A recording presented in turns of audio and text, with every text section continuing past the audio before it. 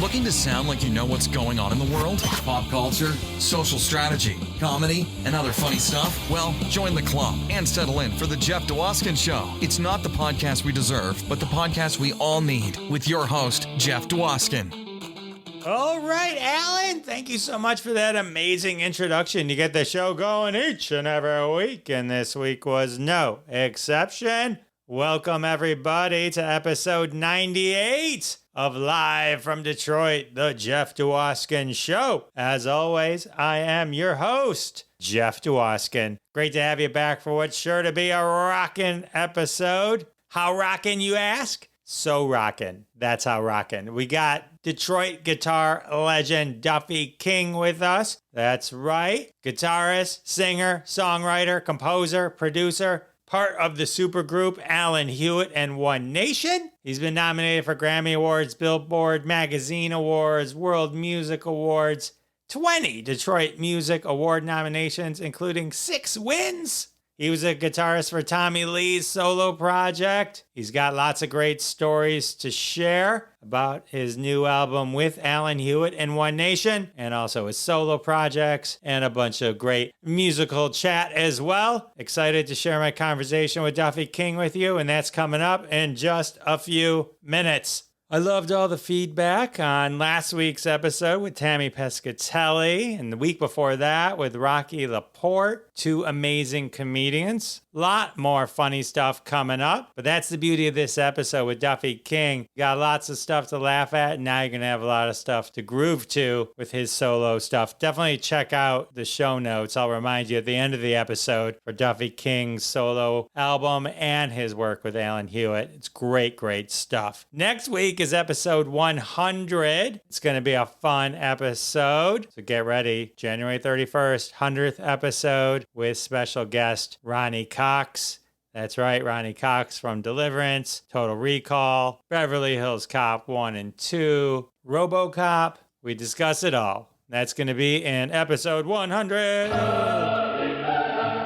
Okay, admittedly, this might be a little over the top. I'm going to have to talk to my sound engineer guy. But the point is, we're super excited for this huge episode, episode 100, coming up next week. We're so thankful for all of you joining us week after week and being on this fun ride with us. Huge thanks to you, and we're looking forward to celebrating this together. And now it's time for the social media tip. This is the part of the show where I share a little bit of my social media knowledge with you, a little 411 I picked up on the street. Been involved with the social media world for quite some time. So I'd love to share quick tips that you can then Google and learn more about so we can all raise our social game together. Today's tip takes us back to the world of Twitter Spaces. Big news now is that both iOS and Android users can record their spaces. Twitter Spaces is a great way for you to harness your community on Twitter, and they can hear your voice, and you can have conversations and set speakers and have very focused conversations. Now you can record them regardless of what platform you're on and then share them, and they remain public for 30 days. Helps you grow your audience, and anyone can now listen in. Being able to record is, I think, what's key to Twitter Spaces and what was missing from the original Clubhouse. What is fabulous about the Fireside app, when there's a record of what you discussed, then the value that you're creating during that time can be shared later and not lost in the moment that you're sharing it originally. So check that out. Enjoy, record. It's a great first step to creating your own podcast or your own media empire. Let me know. Tweet at me at Jeff Dwoskin Show and tell me what you think. And that's the social media tip. I do want to thank everyone in advance for their support of the sponsors. When you support the sponsors, you're supporting us here at Live from Detroit, the Jeff Dwoskin Show. And that's how we keep the lights on. Today's interview sponsor is Masterclass Entertainment Category. Tired of seeing all your friends mastering the air guitar? Have you been passed over time and time and time again for your high school air band or air choir? You got no skills, kid. Well, it's time to become king of the air guitar at masterclass.com. Picture it, 30 days from now, you'll be shredding air with the best of them. At masterclass.com, Air Guitar Edition, you'll learn how how to pick the right music to pretend you're playing. Learn how to stand so it looks like you're holding a real guitar, not just air. You'll learn the right strumming techniques, faking frets, and the finer points of lip syncing. In just 30 days, you'll go from impressing nobody to being the person everyone is talking about at the party. And we mean everyone. All right. The shame of that commercial is there was air guitar playing the whole time. You just couldn't hear it because air guitar. Okay.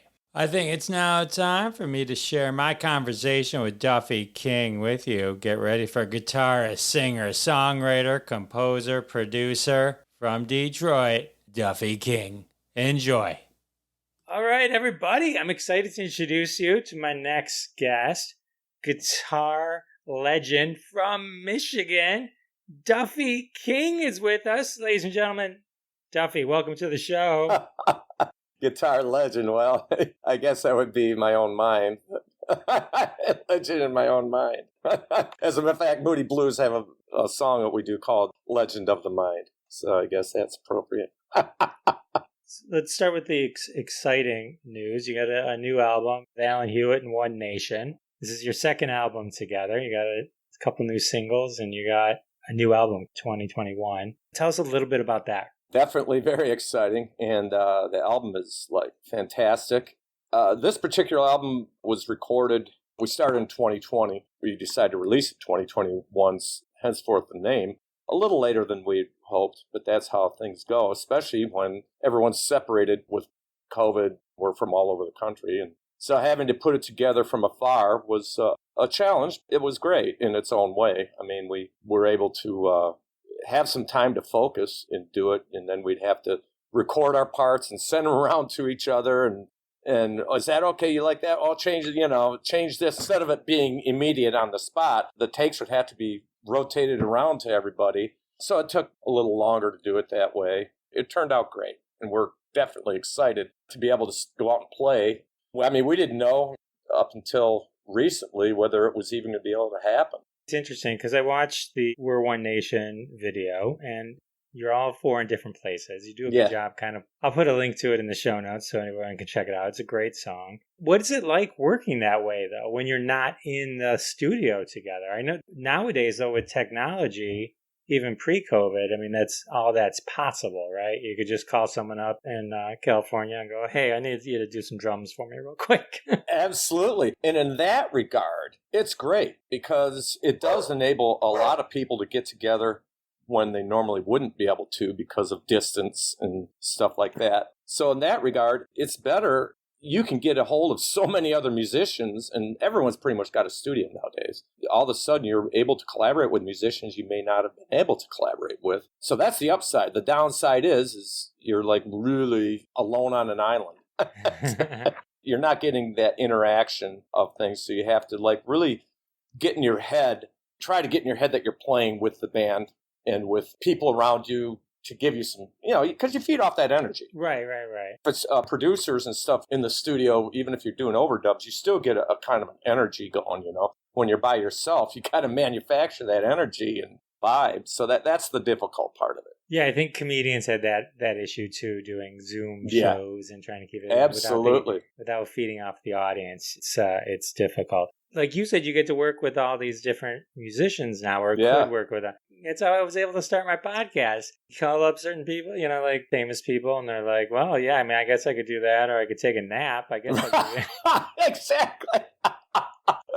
On my last solo album, I had this song. I had an idea for it, and I happened to run across on Facebook via YouTube this amazing upright bass player. And the song was kind of modern flamenco bass. And he did this video of him playing upright bass, and then he plays rhythm on the bass while he's playing. And it was amazing. Tracked him down and said, hey, I have this song I want you to play on. It's going to be perfect. And turns out he lived in Tel Aviv. This is way pre-COVID anyway, so I was already doing that kind of adventure of recording. So I was able, with that technology, to send him this song he played and sent it back. And I sent it back a couple times, say he could, and it was great. And I love that aspect of it, for sure. That is really cool. That is one aspect of technology that is wonderful. So there you go. It was an international recording. International, absolutely. Yeah. You're huge in television. Well, yeah, he is. I don't know if anyone heard the song or not over there, but he was awesome. The song turned out amazing. I caught up with him on my last tour just prior to COVID. He was playing in New York City. On a night off that I had, he was playing down in the Village at this club, and I was able to go and hang out. So, a connection was made there as well. So it was just very cool. That is really awesome. Yeah, when I do the podcast, it's fun because I'll call people. I'll go, hey, I have this idea. Can you just record this and then send it to me? And then I'll do that too. So it's fun. Yeah. It's like technology is so much fun you can play with. All right, so you got this cool new album out, but then let's go back in time for a minute, right? So you've been nominated for Grammy Awards, Billboard Magazine, World Music Awards. You've won Detroit Music Awards. I've been to that. Yeah. All right, so there's your legendary status. So let's talk about like little Duffy King. How do you get turned on? Your family was very musical. Yes, absolutely. So your mom and your brothers. Yep. Yeah, I mean, I grew up with it. My mom was a singer, right? I mean, she could stand toe-to-toe with, like, at the time, Judy Garland, Barbra Streisand, those type of singers. And she was performing all over not only the Detroit area, but in Chicago. And this was before I was born. She had a record deal offered to her. My older brothers and sisters are way older than me, and they were like 1, 2, 3, right next to each other. She had a major label. They wanted to put her on a record deal and send her out on tour, and she says, I can't do that. I've got 3 little kids at home. I can't do it. And so she opted to be a mom, I guess, which is cool. But when I came along, I remember her singing in nightclubs and stuff like that. And then both my older brothers went into music, and they were one of the first white acts signed to Motown Records. So I grew up watching, as a real little kid, watching them play in their bands and put out records. And in fact, Stevie Wonder played on their Motown album. So, that was what I had exposure to as a very young, up-and-coming musical hopeful. Do your brothers still make music now?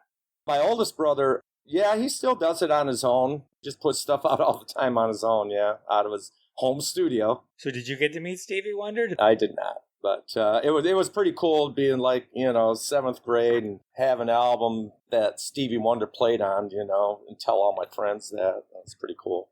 That's really cool. Did they record at Motown? Yeah, in Detroit, yeah. And that's how they met. They met Stevie, happened to be in the studio when they were recording, and said, man, I really dig. He happened to be walking through the studio, one of the studios, and just dug what he heard. And then, said, hey, man, can I play on your song? I'm not, yeah, of course. In what trajectory of Stevie Wonder's career was he, Stevie? I'm going to say that was right when he was putting out that segment of albums, let's see, Intervisions, 72-ish, I'm guessing, 1972. So you look at those albums around that time, he put out 3 or 4 that were just like, it was a run of albums that you just can't, believe. Talking Book, Intervisions, Fulfilling List, First Finale, I think it's yeah. That's amazing. Yeah, and that was when he played on their album, yeah. It mattered if he wasn't famous yet. Sometimes it's cool. Like, I was just actually talking to someone, like, I was like, oh, I love playing with comedians, opening for comedians who then become famous, because it doesn't matter when you knew them. Yeah. Stevie, I think Stevie was pretty famous from the time he was 15, so. Yeah, I know. You got him. I mean, he came out of the gate as little Stevie Wonders, with the harmonica and stuff, and then amazing stuff. But yeah, being exposed to that kind of stuff as a real young kid was like extremely impactful, obviously. So did you guys, with your brothers, did you hang out in the Motown studios? Did you get to meet any of the other Motown acts? I was too young. I was really little. I was really young. Wasn't able to, but I was their guitar player. Started showing me stuff when I was about 12 years old. And just starting, 12, 13, 14. He would sit down with me. He ended up being the guitar player for the Bee Gees on Saturday Night Fever and all that stuff. And it went on and played with all kinds of other people as well. So I was mentored by him. So that was like very cool. That is really cool. Yeah. Yeah. You're like touched by musical royalty. I was lucky, man. And him and my brothers, they gave me, when they signed their Motown record deal, they had a bunch of equipment they went and bought, and including some guitars and stuff. At any rate, Joey Mercia, who was the guitar player, I got progressed to the point where he said, I started out, on a cheap electric, it was a cheapo guitar. as you should. He finally said that I progressed enough that I needed a really good guitar. So for my birthday, they gave me this beautiful Gibson guitar that they had, purchased with their record advance royalties from Motown, and they gave me it. So that was his idea, actually. So that's really cool. Yeah. So there was no brother rivalry there. They were very encouraging. Absolutely. No, they were super encouraging. Both my brothers were always showing me guitar stuff. And then as we got older, we played together as the King brothers. Right, because King Trio would have been taken. Yeah. Yeah, the Kingston Trio. But we would do these, because my one brother ended up living in L.A., the other one lived in Miami. We'd get together every summer and have a family reunion, and then we'd have these big rock bashes. And it became a thing for quite a while. So that is awesome. That is really cool. It was always cool, man. So now are they all jealous of you? No.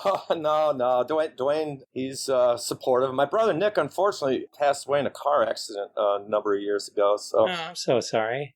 He'd be super, super ecstatic at everything I'm doing. I know that for sure. For sure. Oh man, I'm so sorry to hear that. You get the fancy guitar. Where do you go from there? Yeah, I immediately start trying to make a band in, junior high school. And once I got to high school, I was, accomplished enough to where I could play most things that were out there as far as commercial music. Let's put it that way. All kinds of commercial. Because my brothers had a huge impact with me from R&B, funk, and then some rock, and then I delved into rock on my own. So I was playing with guys a lot older than me, cover bands, playing all kinds of music. And I was playing in bars when I was 16. I wasn't old enough to even be in them. And my mom would have to sign off or take me and hang out while I was playing. And had a band. We started writing our own music. So at an early age, I was right into it, head first, really. And that's all I've ever done. Is this where you got to know Alan? I'd heard you tell a story. Yes, indeed. Yeah. You guys were in competing bands. In the Petoskey, Michigan area. Mm-hmm. Yeah, absolutely. Yes, indeed. And we put these kind of like mini Woodstock festivals together because there's lots of fields around up here. And there'd be these, we'd go out to a big field and get a couple of hay wagons or put together, a stage out of 4x8s and whatever we could put underneath them. And all the bands would just chip in with all their gear and make a big PA system. And we'd have these concert festivals with all the local bands around. And that's where I first met Alan. Recognized his band was great and recognized his talent in particular. We just became buddies. And then he went off to Berklee School of Music. And then I went to Central Michigan for a couple years. I moved to Detroit because I knew that I had to get into a city where there was a music scene. A band happened to be looking for a drummer. Alan played drums at the time. Now he plays keyboards, but at Berklee, drummers, well, I think most any music program, a drummer has to take piano because technically it's a percussion instrument. He was already writing songs on the piano, but he was mostly a drummer. And I called him up when I heard he was back up here at his mom's from Berklee, and I said, hey, we need a drummer in this band. He came down to Detroit, and then from then on, our whole lives, on and off, we've been in bands together, made bands together, recorded together, and stuff like that. Literally our whole lives. When did Alan start playing with the Moody Blues? I think it was 2009, I believe. Because I remember when he first started playing with them, and he came through Detroit, and, got a hold of me and got me, passes and all that stuff. I think that was 2009. In your story, where did you go next? You have the band in Detroit. You got Alan as a drummer. Where did that take you? We ended up touring all over the place, and we ended up in Florida. Kind of vague on how we chose Florida. I don't know if we just wanted to not live in Michigan. I don't know. There was somewhat of a music scene happening down there. Like, you had a couple of big studios and production companies because of, like, the Bee Gees, and Eric Clapton had done a huge album there. Joel Walsh. So there was a kind of a big music scene going on there. We ended up getting an apartment together in the Fort Lauderdale area, actually, and we put a band together. And that was with a mindset of doing mostly original music and getting a record deal. We did that for few years, and we were almost signed to Elektra Records, and then how things happened. It didn't work out, and then he ended up going to L.A., or Chicago first, and then L.A. Then I came back to Detroit. Kind of based out of Detroit for a good part of my life. I lived in New York City for a while and then Phoenix. Really put my roots in Detroit and got involved heavily in the Detroit music scene. Would you consider yourself, I mean, outside of the band work, are you considered a session player? Is that the right way to say it? Yeah. I actually have done, I became a big session player for a while, especially in Detroit with all the auto commercials. So I was able to do a lot of those. And you've heard me tons of times, you didn't know it, but so I got into the commercial thing a lot, playing sessions. That was great. That kind of fizzled out. Oddly enough, once in a while, I'd get a call still from one of the production companies that I used to work with, and to do something now I can do it out of my home studio. Same thing. Just send them. We send the tracks back and forth. In addition to the commercial work, you've worked with a lot of famous people. Yeah.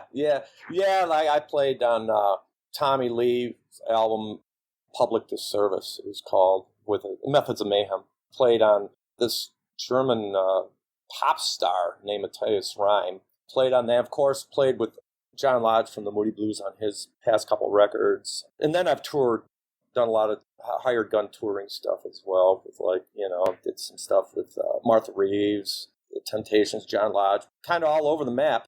I'm a hired gun in a lot of regards, but I do my own stuff. I have my own records that I put out, and then with the One Nation. We'll, of course, get to your personal recordings as well. I happen to spend the day listening to your album, acoustically speaking. Oh, wow. How do you get to be one of these hired guns? Like, does Tommy Lee go, "Get me Duffy"? No. Well, usually it usually comes through a recommendation. Tommy Lee, that was strictly I guess you'd call it, would be a cattle call. They put out I saw a thing that they were looking for people to put tracks on this album, and I just sent them, I guess you'd call it, real resume, whatever, and they liked it. And the same thing, like when I toured the world for Gibson Guitars as what they call a clinician, and so I would go all over the world to either these trade shows, one of the big ones being like a NAMM show, these big trade shows where every year they bring out their new products, and I'd perform at those and show off their new products. Or I would go around to music stores and give these, what they call clinics, demonstrating their guitars and whatever products they have. So I did that for a couple years for Gibson, and I went all over the world doing that. And the same thing, I got that through an ad actually my brother Dwayne was living in Nashville, and the local music paper, it had Gibson guitars, because Gibson, is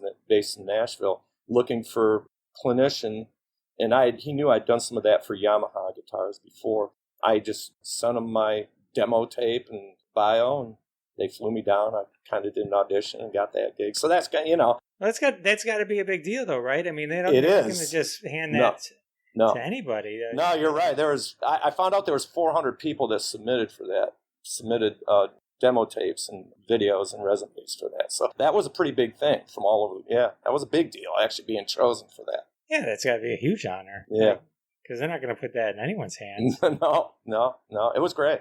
Sometimes it's just a quirk of seeing something or having someone give you some information, turning you on to a lead, or other times it's a recommendation. A friend goes, "Hey, you know anyone that plays guitar or whatever?" Then you'll get a recommendation from a friend.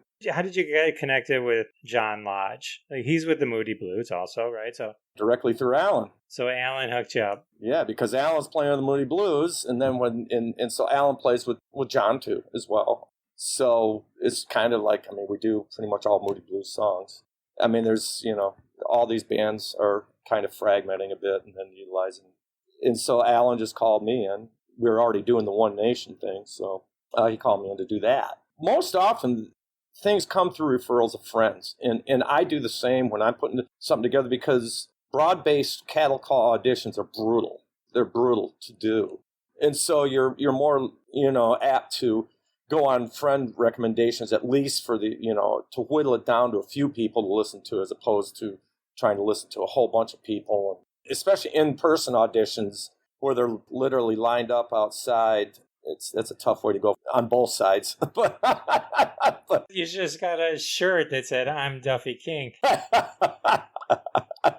then that way they would have just known while you were in line. They're like, "Oh, yeah, we got a ringer here. We got a ringer." Yeah, there's lots of ringers. I was up for. Do you know who Adrian Belew is? No, I do not. Well, he was. I mean, in his own right, he's a great guitarist, artist, but he was best known for being a vocalist with King Crimson. And so there was an audition for a big band that we both had, and neither one of us got it. So at first I was bummed that I didn't get it, But when I found out he didn't get it, I didn't feel so bad. Someone called me, say, hey, don't feel bad. Adrian Belew didn't get the gig either. That's funny. So being someone who kind of works with a lot of people is almost like, it's kind of like being an actor. Like when you're telling me these stories, it's like when I hear these acting, we went on for this role, I didn't get the role, this person got the role. Yeah, so it's always like trying to kind of get yourself in there. Absolutely. I could definitely see the correlation of that. Absolutely. Absolutely. That's interesting. So what's it like when you're touring with like John Lodge and you're only playing Moody Blues songs? He's touring as himself? Moody Blues is John Lodge. Or sometimes they do it John Lodge from the Moody Blues. It depends on the promoter and stuff like that. But usually Are the Moody Blues together right now? No, they're not. No, they're not. Okay. Justin kind of does his own thing. They were the two front guys, Justin and John. So they were and so they're each doing kind of their own thing. They seem to be amicable if you look at the website in terms of them. Because that was what I'm asking. I looked at their website. The tour was had it broken down by the different individuals. I was just curious. Yes, they share. You're right. They share under the Moody Blues moniker. You can go to the Moody Blues website, and under that moniker, you can see each guy's individual tour stuff. Yeah, you are correct. And that's cool. They must get along pretty well, or yeah. I mean, there's who knows that but at least they're not in like all these battles like Journey and the list goes on how they've had these massive court battles over the names and stuff like that and usage of the name, and possibly even material. So that's good. I think maybe they just say, okay, you guys, you just do what you want to do. I'll do what I want to do, and let's just not do that nasty thing. When I talked to Mark Farner, he gave me a little bit of this. Oh, there was another one, right? That was brutal there. Yeah. Yep, that was a brutal one. Hate seeing it. Yeah, it's unfortunate. Very unfortunate. So ultimately, before we get to Alan Hewitt and One Nation, we'll get to it in one second. So you did tour with Martha Reeves, Temptation. So you went back to you got some Motown roots? Got the Motown, absolutely. Absolutely. Absolutely. And I have to thank my brothers and Joy Mercia for implanting that in me, and of course kind of infused into me. And I played on a Grammy-nominated album by a band called Witness, where I was doing another session in the studio, and a producer happened to be walking by the studio and heard me playing, and it was a rhythm and blues funk song, and he said he had to come in and listen to who was doing it. He admitted, at first I was surprised to see that you were white. And so, but that happened to me a lot. I played in a lot of bands where I was the only white guy, and that's because of really being infused and loving funk and rhythm and blues, Motown type music, and I got deep into it. So that's where I had tons and tons of sessions and gigs and stuff just because of that. All right, so let's get back to the big news. Your new album with Alan Hewitt and One Nation.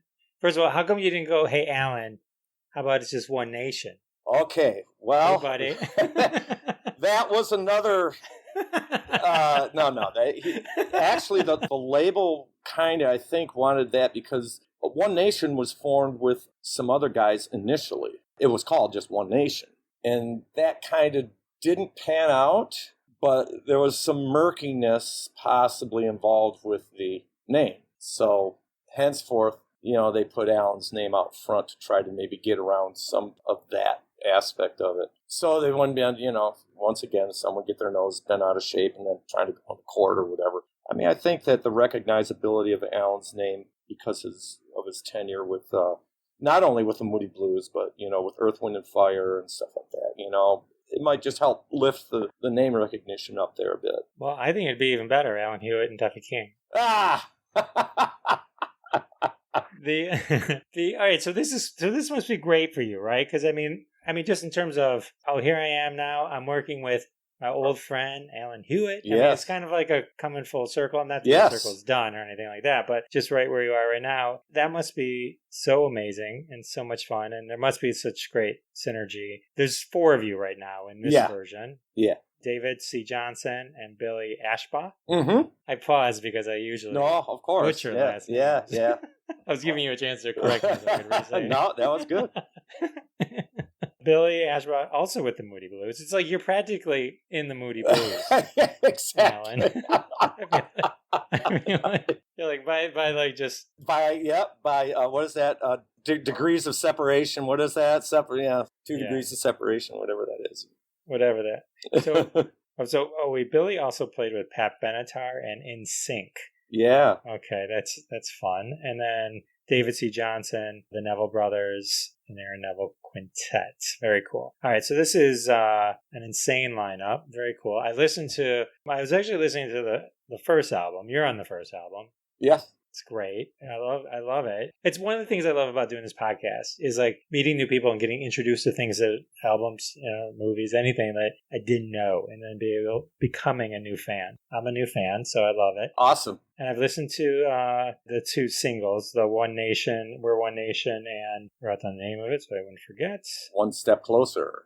One Step Closer. Right, Yeah. There it is right there. So I listened to the singles One Step Closer, We're One Nation, the videos, fun, great. Well done during the COVID time to mesh that all together. When you guys are all together, the 4 of you, do you guys just do stuff off the 2 albums, or because of all the eclectic backgrounds that you guys bring to it, are you going into Moody Blues songs? Well, that's very good, and we had thought about all that. We're gonna do the full new album, pulling some of our I guess what we judge to be our favorites off the first album, and yes. We are going to do a few Moody Blues songs, and we're going to throw a little Moody Blues in there because a lot of people that are going to be coming to see us are Moody Blues fans, and we're going to give them a little taste of some Moody Blues. Yeah. You should open your own show as a Moody Blues cover band.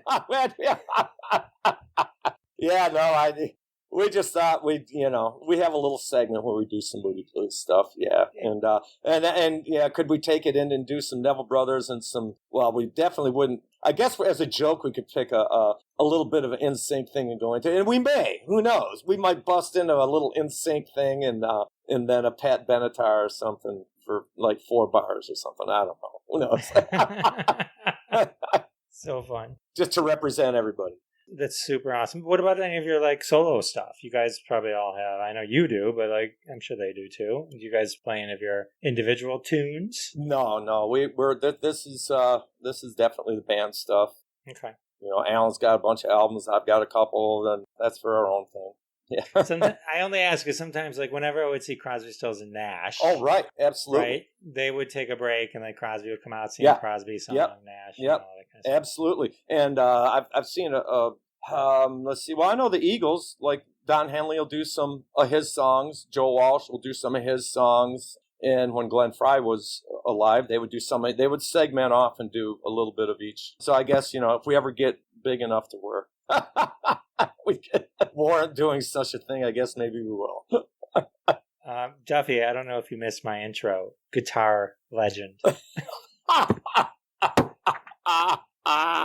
Legend of the Mind, as a matter of fact, like I said, that's a Moody Blues song that we are going to be doing in our One Nation tour set. I'm telling you, you do a Moody Blues cover band. You call it Duffy King's Blues or something like that. Name it after you. Go, Alan. I got this one, Alan.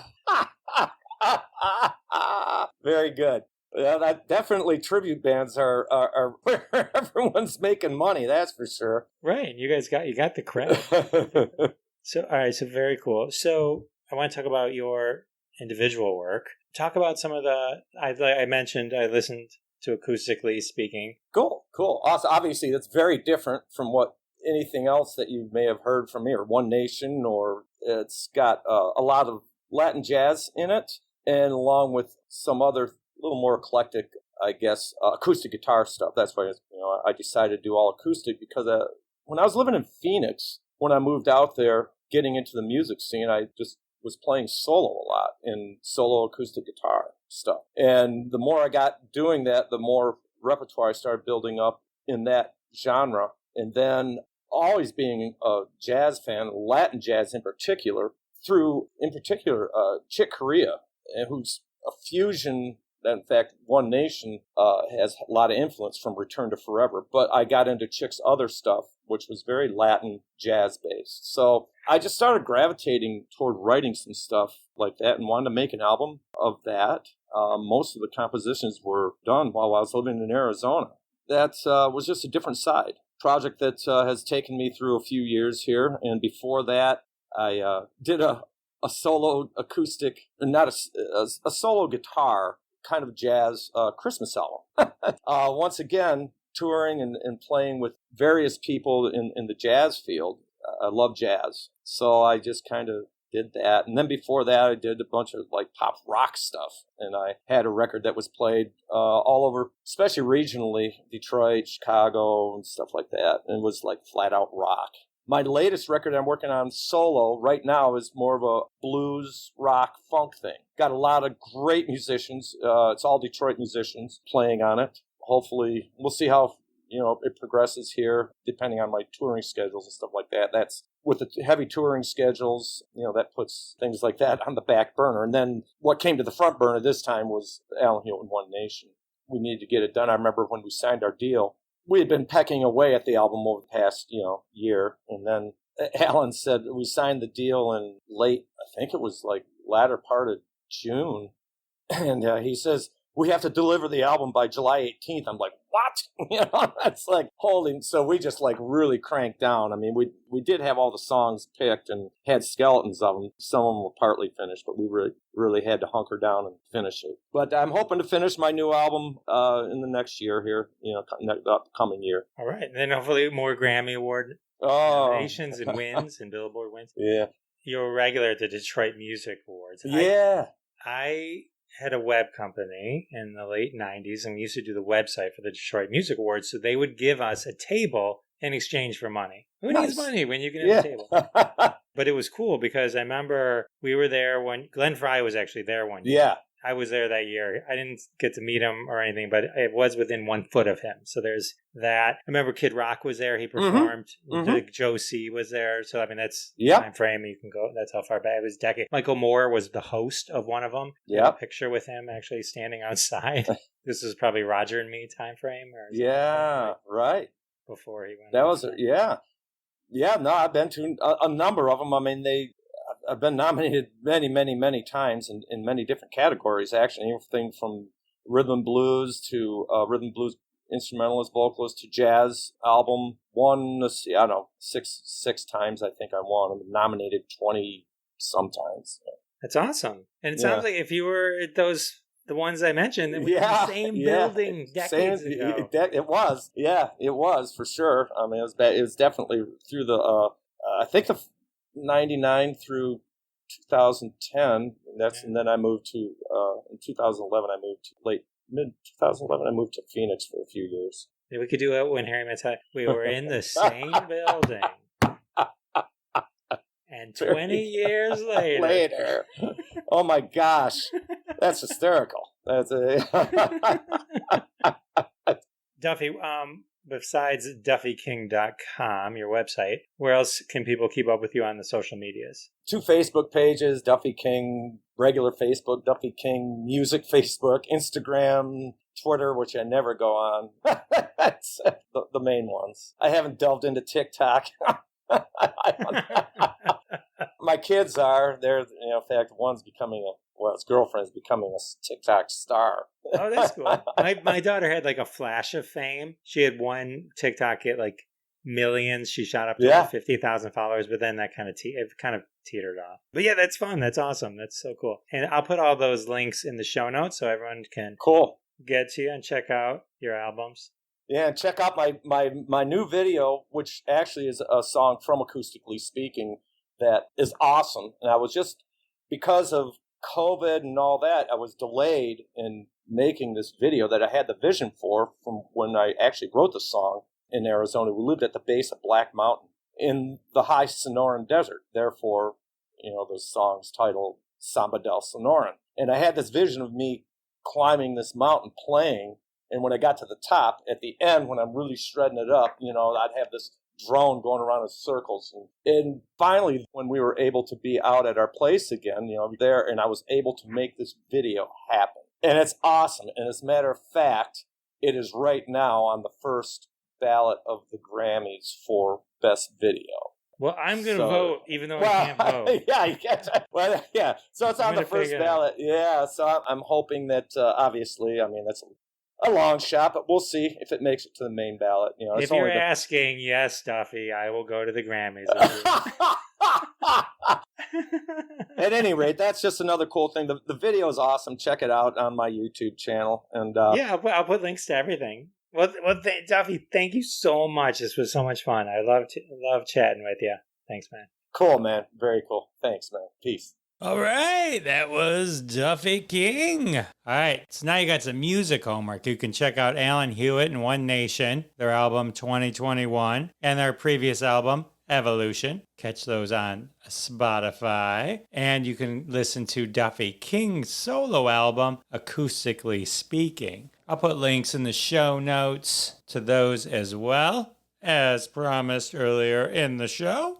Well, with the interview over, that can only mean one thing. That's right. It's time for another trending hashtag from the family of hashtags at Hashtag Roundup. Download the free, always free, never costs a penny, Hashtag Roundup app at the Google or Apple Play stores. Download the app and get notified every time a game starts. Never miss another game. Tweet along with us, and one day one of your tweets may show up on a future episode of Live from Detroit, The Jeff Dwoskin Show. This episode's hashtag is Hashtag Motown Anything. From Musical Hashtags, a weekly game on Hashtag Roundup. Hashtag Motown Anything, the ultimate Motown mashup. Take anything and give it a little Motown twist. This hashtag chosen, of course, because of the conversation I had with Duffy about his brother's recording with Motown, playing with Stevie Wonder, and him later touring with Martha Reeves and the Temptations. Motown royalty. All right. Let's check out some Hashtag Motown Anything tweets. Remember, all of these are retweeted at Jeff Dwoskin Show. Show him some love. Give him a retweet, a like, a reply, anything you want. Let them know you were grooving to their tweet. All right, here we go. Hashtag Motown Anything. Oh, Funk Brothers, where art thou? Motown Philly cheesesteak. Stevie Wonder bread. Diana Ross and Rachel. Fats Domino pizza. Ain't no Motown high enough. Sly and the Sorcerer's Stone. You look marvelous. Hashtag Roundup on the roof. Paul playing directly to us. Thank you. The Lionel King. Moonwalk like an Egyptian. Sexual healing. The Motown City Madman. The Commodores 64. Stevie Wonder Woman. These are some amazing Hashtag Motown Anything tweets. Here's another one. Super Freaks and Geeks, Diana Ross and the Supreme Court, Smokey Robinson and the Bandit, and finally, our last Hashtag Motown Anything tweet is to you, Smokey Robinson. Oh, all right. As always, find them all at Jeff Dwoskin Show. Tweet your own Hashtag Motown Anything. Tag us. I'll like it, comment. I'll do something. But I need you to go first and tweet. Well, that was fun. Don't forget to play along throughout the week on Twitter. Hashtag games are super fun. And I love reading them on the show and retweeting them at Jeff Dwoskin Show. Well, with the hashtag game over, that can only mean one thing. We're at the end of the show. How did episode 98 come and go so quickly? I don't know. It was a rockin' fun one. Thanks again to my special guest, Duffy King. And of course, thanks to all of you for coming back week after week. It means the world to me, and I'll see you next time. Thanks so much for listening to this episode of The Jeff Dwoskin Show with your host, Jeff Dwoskin. Now go repeat everything you heard and sound like a genius. Catch us online at thejeffdwoskinshow.com or follow us on Twitter at Jeff Dwoskin Show, and we'll see you next time.